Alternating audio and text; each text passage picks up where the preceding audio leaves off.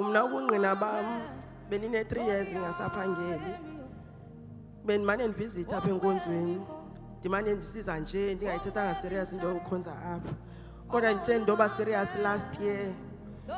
Ndamane ndisiza kokoko enkonzweni nosister wam. Ndaphangela kwi-first week kaDisemba ndawufumana umsebenzi.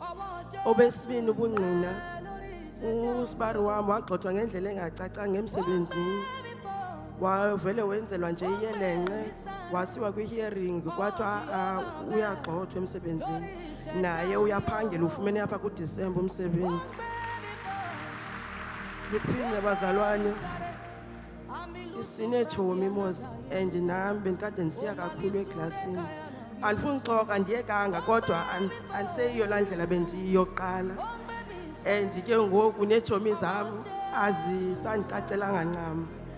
Zithetha izinto itshomi kuthiwa uya kulaa cawe katata umuhlala.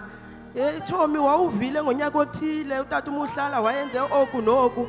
Ndithi andifuni unova ndifuna uya kanye kanye phaa kulaa tata umuhlala. Enkosi.